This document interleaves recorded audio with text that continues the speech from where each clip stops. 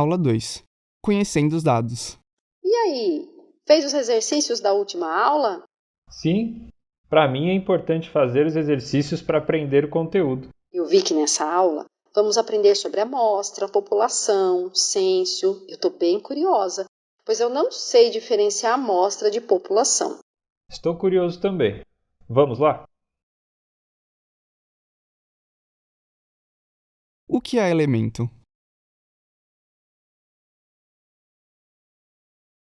Elemento representa um dos objetos em estudo. Geralmente, elementos são denominados unidades amostrais ou experimentais, dependendo se o estudo é observacional ou experimental. São exemplos de elemento: uma família, uma casa ou uma escola. População versus amostra. População é o conjunto de todos os elementos com alguma característica de interesse que se pretende coletar.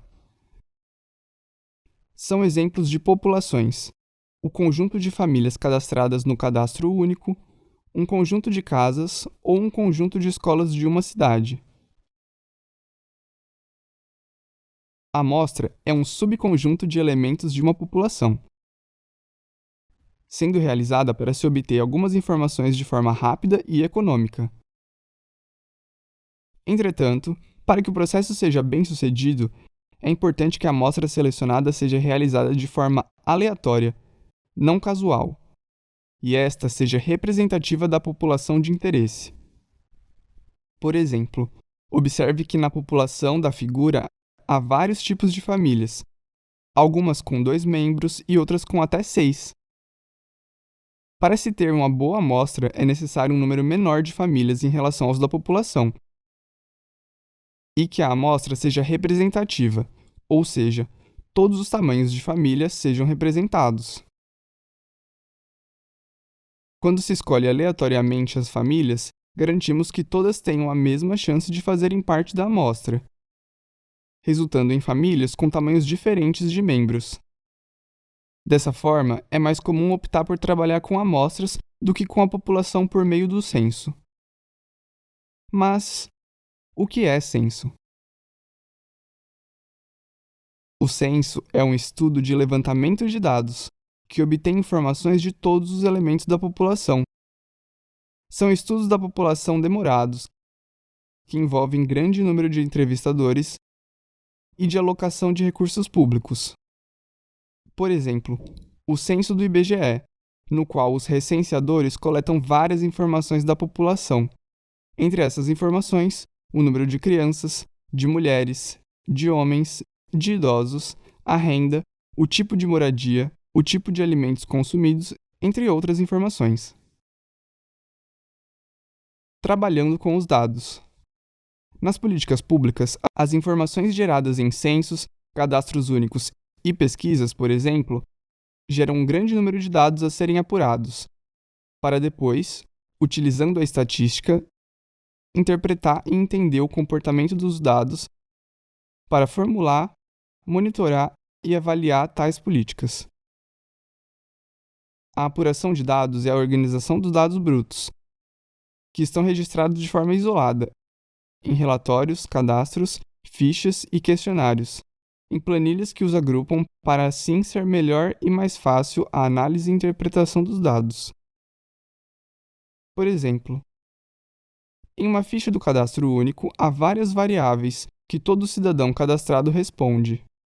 Dessa forma, a apuração dos dados auxilia na organização dessas informações.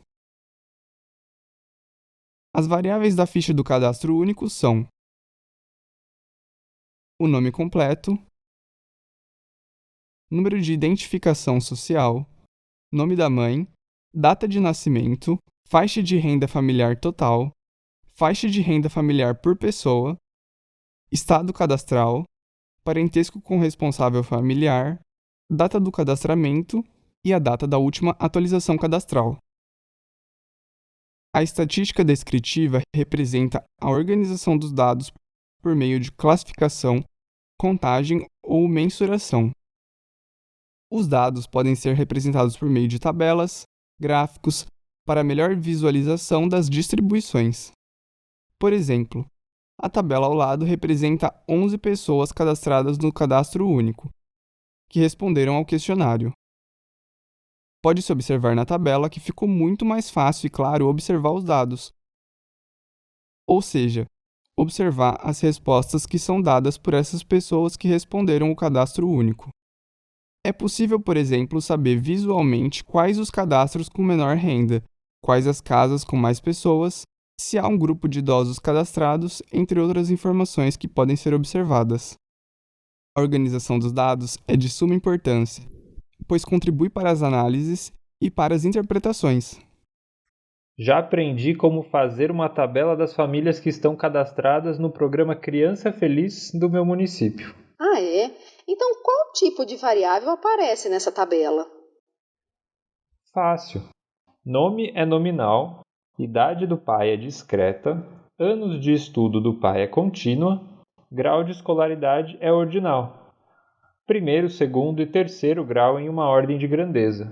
Todas estão certas. Você aprendeu mesmo, hein? Agora temos o exercício de fixação e a avaliação, que vale nota, hein? É preciso fazer o exercício para acessar o próximo módulo. Nessa aula, você aprendeu o conceito de elemento, população e amostra, o que é um censo e quando utilizá-lo, e como trabalhar com os dados coletados.